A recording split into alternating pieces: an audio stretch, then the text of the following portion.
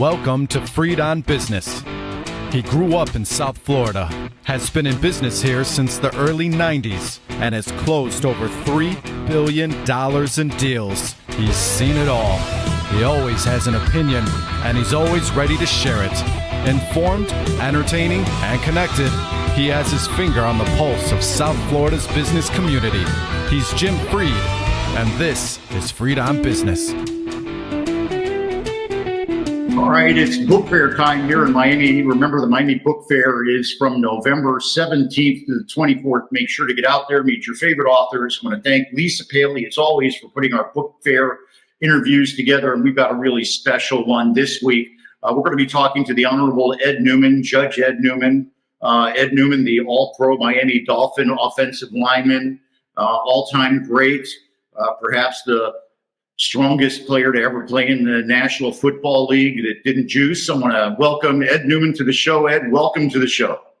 Thank you so much. It's amazing. Thank you for inviting me. It's my pleasure. Now, Ed, I've been reading your book. It really got me going, being a Jewish man myself who faced many of the different circumstances that you did going to school in the Deep South. I particularly wanted to talk about what it seemed to me to be a tie-in between your dad and the title in the book. Perhaps you could talk a little bit about Warrior Judge, your dad, and the impact that your dad had on not only the title of the book, but your perspective on life and how it rolled out. My grandparents at a family dinner were criticizing me about my emphasis on athletics. I was a natural athlete. The culture in my family was academics. You need to become a professional. There were a few professionals in my family. Everybody was asking me to drop out of the programs, the wrestling program or the football program. It was very, very disheartening for me. My father was aware. He said, athletics are good for you just for health reason, but they can't come ahead of academics. So if you keep up with the academics, football can be a tool for you, and they can give you a calling card for the next opportunity, and that's about what happened. So you had long curly hair at the time. I mean, perhaps not now. Yeah. But how does that tie into the concept of both being the warrior and the judge? It reminds me there's a little biblical tie-in as well, from what I recall. Yeah, it is. My dad said, if you're going to do it, you got to be the best. And coming back from his business, he had a radiator manufacturing business. I was working with him, and he said, on a car ride home, let me tell you the story about, I'm like a 9-year-old, and he tells me the story about Samson from the Book of Judges. And here's somebody that you really like. And I have to say, I did like Samson. The name of the book was called The Path of Samson, and we decided to, for marketing purposes, that it's better as Warrior Judge. Warrior Judge Samson was a warrior, and he was a judge. He battled the Philistines. I battled the New England Jets, the New York Jets, the New England Patriots, and those kinds of things. And it worked consistently. There are many points that are similar in the Samson story. I don't pretend to be, but I would like to circle back and say, as a Jewish ball player in the NFL, I felt that there were lots of stereotypes and prejudices in my day, that Jews in particular, Jewish athletes, were far and few between, and I was happy to see a character like the Hebrew Samson, and I modeled on that. I worked as hard as I could for my father, and I learned how to handle both academics at the same time, academics and athletics at the same time, at a very high level, and those things kind of merged together. So when I was a kid, for my bar mitzvah, I got an encyclopedia set, and one of the books was Famous Jews in Sports. It had 3 pages in it.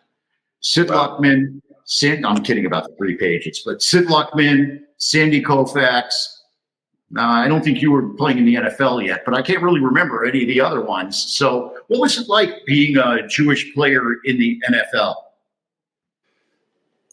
As you'd expect in life, there is a measure of support from your Jewish community, from the general community, or it doesn't matter at all to most of the community, as long as you're performing well. But there are a few that are haters, and you have to deal with that. And being very strong and not really afraid of anybody, that certainly helps. And I should say that my introduction in the NFL happened right at the 1973 Seven-Day War. And there was a very different attitude about the stereotype of the Jew, the European Jew who would be beaten down and bent over and starving or captured or Holocaust. And that narrative was becoming Israel and strong and Seven-Day Wars and taking vast amounts of territory and as the spoils of war. And my life has some similarities to that latter version, and I think that I, in some measure, had something to do with showing that Jewish people really are not vulnerable or weak, or non-physical types of people. We can step up and do that just as anybody else can. And well said. Well said. One of the things that I really that came through to me when I read the book, and remember, we're on with Ed Newman, Warrior Judge, author. Ed wrote it with Holly Newman Greenberg, his daughter. And when you I don't want to talk about it. I want to give him the bottom line, but suffice it to say, this is a message that speaks to generations. Ed,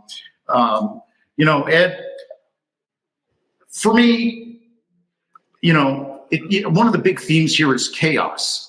And you had a particular way of dealing with chaos, and it was methodical preparation, because you can't control chaos. It seemed you were interested and focused on controlling what you could, and you were the NFL's strongest man when you played.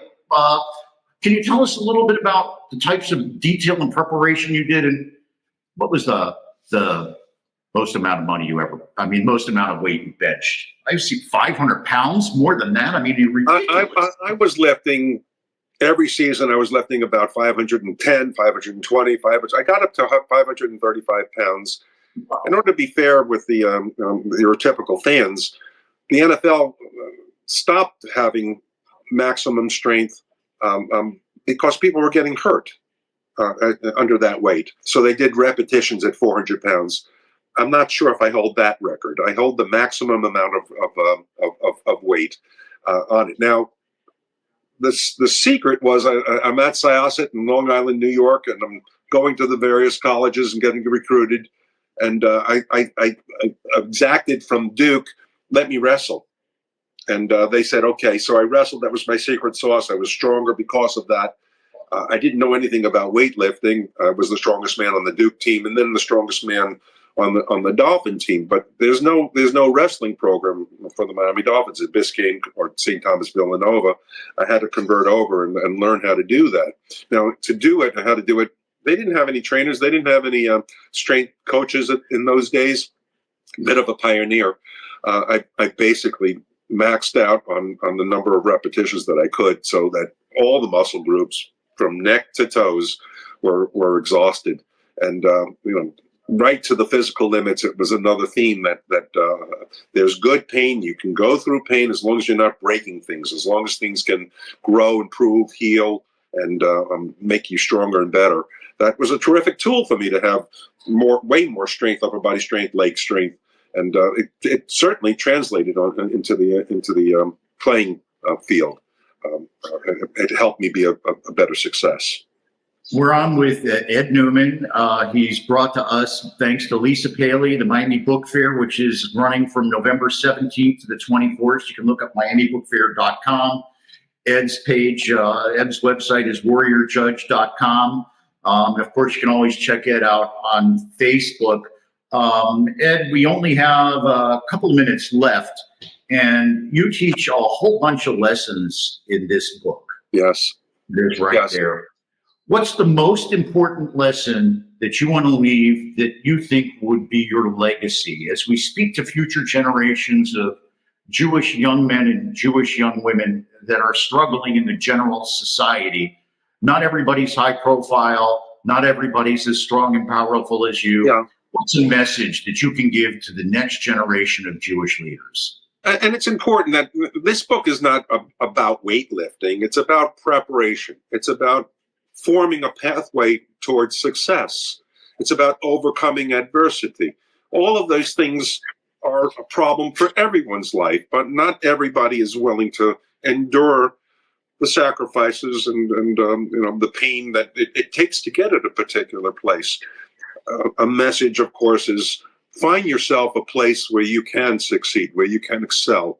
And then, you have to think, well, everybody's competing at this. If I'm at the top 1%, well, I have to be 20, 30% beyond the next person in line. And that way you can secure being number one. Gold is where it's at. You don't want to have silver or bronze. You want gold. And to have gold, you have to really put that much more work into it. That was my vehicle. But it doesn't have to be weights. And that's an important point. I also compartmentalized and put the same kinds of effort as far as how difficult. I went into law school. It's important that people persevere. They overcome their adversities. Yes, you broke your knee, so you have to overcome that. You had a thyroid cancer. You had